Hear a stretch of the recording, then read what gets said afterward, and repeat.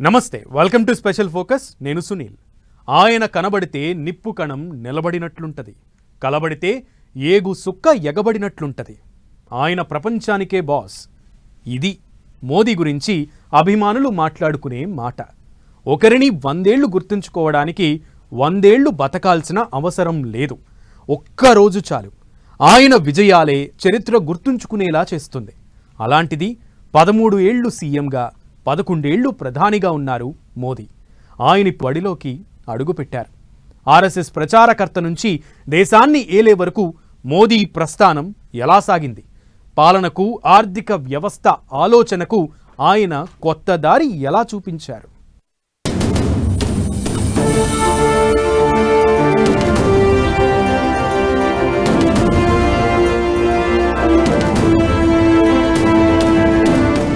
పరిపాలన విధానాలకు కొత్త దారి చూపిన సంస్కర్త ఆర్థిక విధాన ఆలోచనలు మార్చిన నాయకుడు సంక్షేమం సాంకేతికతలపై తన మార్క్ సంతకం భారత్ను విశ్వగురువుగా మార్చేందుకు సంకల్పం మోదీ ది గ్లోబల్ బాస్ ఇది ప్రపంచం మాట 75వ పడిలోకి అడుగుపెట్టిన ప్రధాని మోదీ 13 ఏళ్లుగా ముఖ్యమంత్రిగా 11 ఏళ్లు ప్రధానిగా తన పాలనలో మోదీ సాధించిన విజయాలేంటి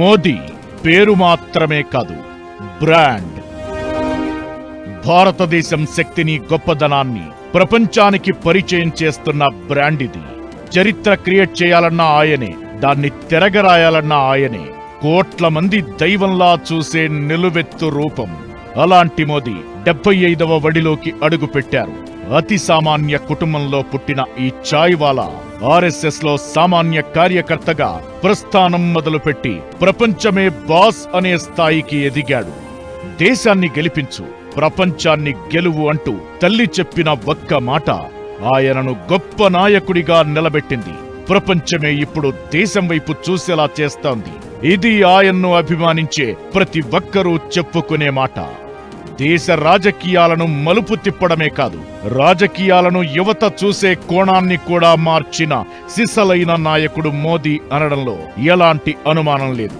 మంచి కోసం ప్రాణమిస్తాం చెడు చెయ్యాలన్న ఆలోచన చేస్తే మరణ భయాన్ని పరిచయం చేస్తామని ఆపరేషన్ సింధూర్తో ప్రూవ్ చేసిన లీడర్ ఆయన పుట్టినరోజున అమెరికా అధ్యక్షుడు ట్రంప్ నుంచి ప్రపంచ దేశాలకు చెందిన నాయకులు సెలబ్రిటీలు అంతా విషెస్ చెప్పారు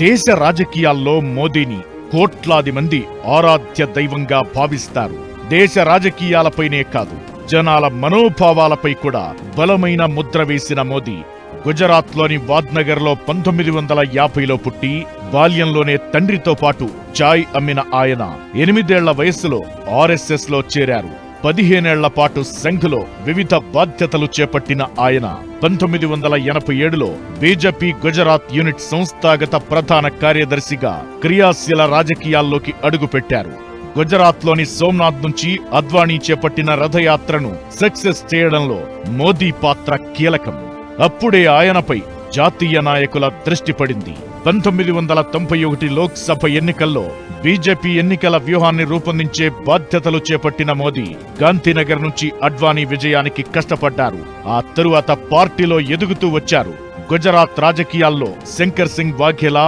కేశుభాయ్ పటేల్ మధ్య ఘర్షణలు తీవ్రతరం కావడంతో వాజ్పేయి స్వయంగా ఫోన్ చేసి మోదీకి గుజరాత్ సీఎంగా పట్టం కట్టారు దేశానికి అప్పుడు పరిచయమయ్యింది మోదీ పేరు ఇప్పుడు దేశమే గర్వపడే స్థాయికి చేరింది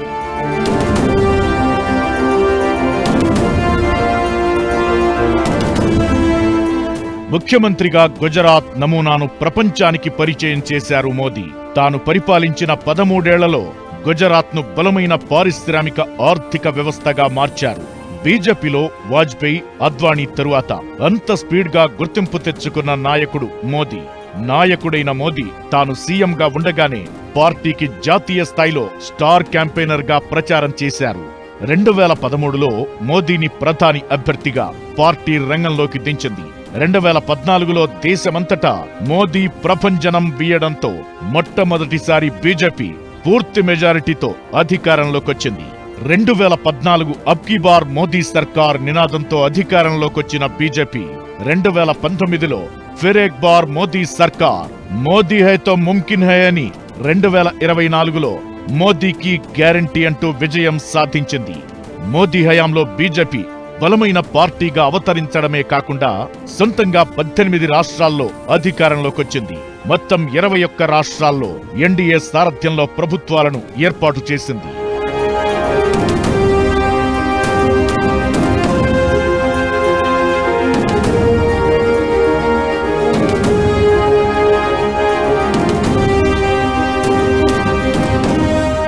పదకొండేళ్ల పదవీ కాలంలో ప్రధానిగా మోదీ ఎన్నో సాహసోపేత నిర్ణయాలు తీసుకున్నారు.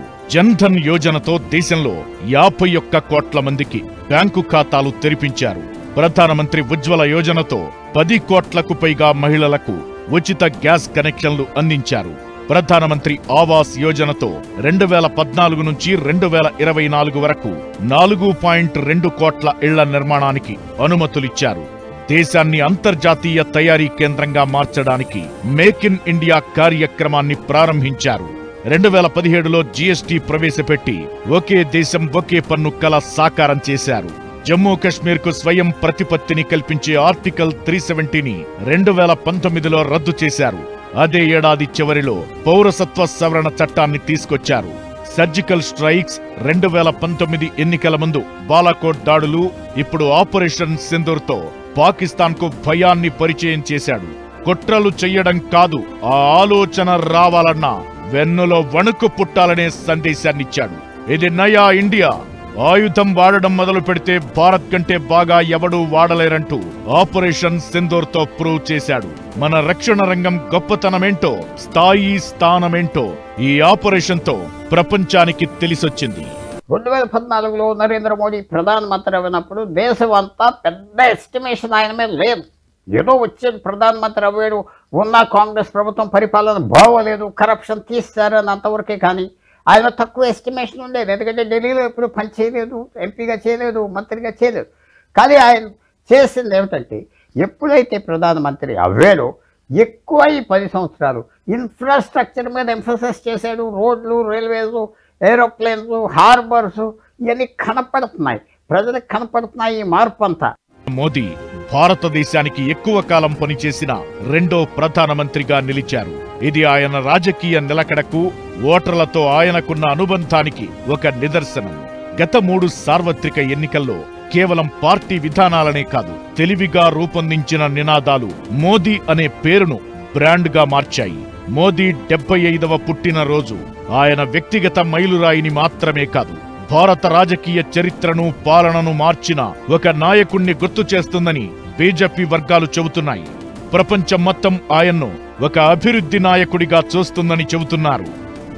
మోదీని దేవుళ్లా చూసే అభిమానులే కాదు, ఆయన్ను విమర్శించే వాళ్లు కూడా ఉన్నారు.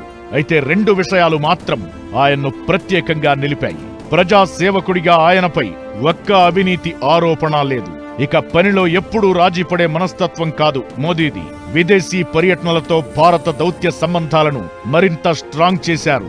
మన వెనక నలుగురు ఉండడం కాదు నాయకత్వం అంటే, మనం ఉన్నామని అదే నలుగురు ధైర్యంగా ఉండడం అన్నట్లు చాలా దేశాలకు భారత్ను అండగా నిలుపుతున్నారు. ప్రపంచ పటంపై భారతదేశ స్థానాన్ని మరింత ప్రత్యేకంగా నిలిపారు.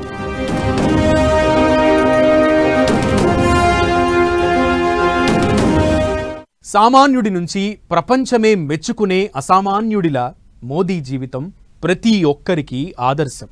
సమస్యలు వెంటాడినా, సవాళ్లు ఎన్ని ఎదురొచ్చినా వాటిని మెట్లుగా మలుచుకుంటూ విజయాలు సాధించారు. భారతదేశ రాజకీయ చరిత్రలో ఓ ప్రత్యేకమైన అధ్యాయం లిఖిస్తున్నారు. సవాళ్ల మధ్య తిరుగులేని నేతగా మోదీ ఎలా ఎదిగారు, ప్రతి సంక్షోభాన్ని అవకాశంలా ఎలా మార్చుకున్నారు, ఆయన జీవితం యువతకు ఎలా స్ఫూర్తిదాయకం.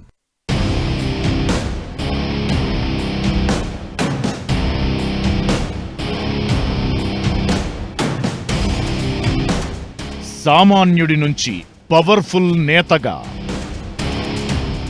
మోదీ ప్రస్థానం ఎందరికో స్ఫూర్తిదాయకం. మోదీ జీవితంలో ఎన్నో సమస్యలు, సవాళ్లు అన్నీ దాటుకుని విజయం దక్కించుకున్న మోదీ, సంక్షోభాలను అవకాశంగా మార్చుకున్న మోదీ, చిన్నతనం నుంచి తల్లి హీరాబెన్ నేర్పించిన నైతిక విలువలు, కష్టపడి పనిచేసే తత్వం మోదీని ఇప్పుడు ఈ స్థాయిలో నిలబెట్టింది. హీరాబెన్ మాటలే తన జీవితానికి దిక్సూచిగా మారాయంటారు మోదీ. సీఎంగా ఉన్నప్పుడు సుపరిపాలన, అభివృద్ధిపై మోదీ దృష్టి సారించారు. గుజరాత్లో 10% జీడీపీ వృద్ధి, 100% గ్రామాలకు విద్యుద్దీకరణ సాధించి పారిశ్రామిక కేంద్రాలను సృష్టించారు. ప్రధానిగా ఆ నమూనాను దేశవ్యాప్తంగా అమలు చేశారు. ఇప్పుడు భారత్ ప్రపంచంలోనే వేగంగా అభివృద్ధి చెందుతున్న అతిపెద్ద ఆర్థిక వ్యవస్థగా ఉంది. 11వ స్థానం నుంచి 4వ స్థానానికి ఎదిగింది. జీఎస్టీ 2.0 అమల్లోకి వచ్చాయి. పౌరసత్వ సవరణ చట్టం, వక్ఫ్ సవరణ బిల్లు లాంటివి ఆమోదం పొందాయి. 2025లో మౌలిక వసతుల కల్పన కోసం 11 లక్షల కోట్లు ఖర్చు చేశారు. రోడ్లు, హైవేలు, విమానాశ్రయాలు, మెట్రో కనెక్టివిటీ, పారిశ్రామిక సముదాయాలను మునుపెన్నడూ లేని వేగంతో నిర్మిస్తున్నారు. లక్షలాది మంది పేదలకు పక్కా ఇళ్లు, తాగునీటి కుళాయిలు, టాయిలెట్లు, వంట gas, Ayushman Bharat health coverage, bank ఖాతాలు అందించారు. 11 ఏళ్లలో 25 కోట్ల మందికి పైగా పేదరికం నుంచి బయటపడ్డారు.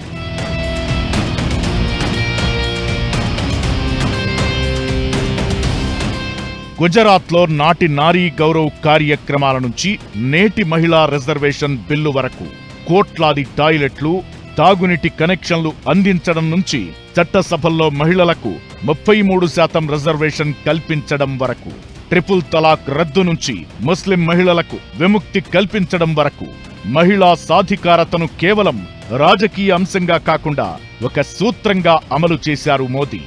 ఆగస్టు 15న ఎర్రకోట నుంచి మోదీ చారిత్రాత్మక జీఎస్టీ సవరణలను ప్రకటించారు. ఇకపై 5%, 18% ట్యాక్స్ ల్యాబులు మాత్రమే ఉంటాయి.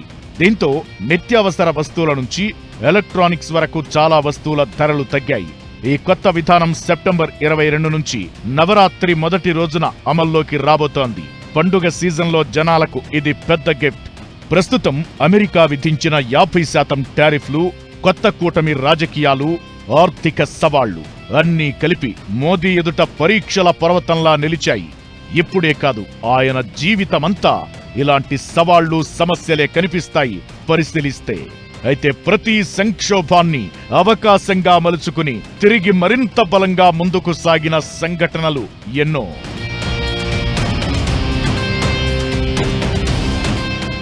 భారత్ మీద ట్రంప్ 50% సుంకాలు విధించాడు. ఇది దేశ ఆర్థిక వ్యవస్థకు దెబ్బ అవుతుందని చాలా మంది భావించారు. అయితే మోదీ తల వంచలేదు. జనాల మంచి కోసం ఏమైనా చేస్తాం, ఎంతైనా భరిస్తాం అన్నట్లు ప్రపంచానికి సందేశమిస్తున్నారు మోదీ. రైతులు, చిన్న పరిశ్రమలు దేశ ప్రయోజనాల కోసం ఎలాంటి ఒత్తిడినైనా భరిస్తామని ప్రకటించారు. వెంటనే దౌత్య రంగంలో మోదీ అడుగులు వేస్తూ బ్రెజిల్ అధ్యక్షుడు లులా, రష్యా అధ్యక్షుడు పుతిన్, చైనా అధ్యక్షుడు జిన్పింగ్లతో సంప్రదింపులు జరిపారు. షాంఘై కోఆపరేషన్ ఆర్గనైజేషన్ సదస్సులో హాజరు కావడం అమెరికాను టెన్షన్ పెట్టింది. దీంతో ఇప్పుడు యూటర్న్ తీసుకునేందుకు ట్రంప్ దారులు చూసుకుంటున్న పరిస్థితి. ఇక 2002లో గుజరాత్ అల్లర్ల సమయంలో మోదీ రాజకీయ జీవితమే ప్రమాదంలో పడింది. అయితే ఆ సంక్షోభాన్ని అధిగమించి గుజరాత్ను అభివృద్ధి రాష్ట్రంగా నిలబెట్టారు. ఆ మోడల్ ఆయన్ను జాతీయ స్థాయికి తీసుకెళ్లింది. కరోనా టైంలో విమర్శలు ఎదురైనా ప్రపంచంలోనే అతిపెద్ద టీకా కార్యక్రమాన్ని అమలు చేసి భారత్ను ఆత్మనిర్భర్ వైపు నడిపించారు. 2024లో బీజేపీకి పూర్తి మెజారిటీ రాకపోవడంతో మోదీ నడపాల్సి వచ్చింది. ఏడాదిలోనే హర్యానా, మహారాష్ట్ర, ఢిల్లీలో వరుస విజయాలు సాధించి తనేంటో ప్రూవ్ చేసుకున్నారు మోదీ. మూడోసారి ప్రధాని అయిన మోదీ పాశ్చాత్య ఒత్తిడిని ఎదుర్కొంటూ గ్లోబల్ సౌత్ కు ప్రతినిధిగా నిలిచారు. ట్రంప్ పిలుపులను పట్టించుకోకుండా భారత ప్రయోజనాలే ముఖ్యమనే సంకేతమిచ్చారు. దీంతో ప్రపంచవ్యాప్తంగా మోదీకి ఆమోద రేటింగ్ 75% దాటింది. దేశ ఆర్థిక వ్యవస్థ మూడో అతిపెద్దదిగా ఎదగబోతున్న సమయంలో మోదీకి ఎదురయ్యే ప్రతి సవాల్ కొత్త అవకాశంగా మారుతోంది. జీవితంలో ప్రతి దశలో సవాళ్లు ఎంత ఉన్నా వాటిని విజయాల మెట్లుగా మలచుకుంటూ భారత రాజకీయ చరిత్రలో మోదీ ప్రత్యేకమైన అధ్యాయం రాస్తున్నారు. దాదాపు 24 ఏళ్ల పాటు ప్రజాసేవలో ఉన్న ఆయనపై ప్రజాదరణ ఇప్పటికీ చెక్కు చెదరలేదు. గత 11 ఏళ్లుగా జాతీయ అంతర్జాతీయ వేదికలపై భారతదేశ ఔన్నత్యాన్ని, ప్రజా ఆశయాలను మోదీ మరింత ముందుకు తీసుకెళ్లారు.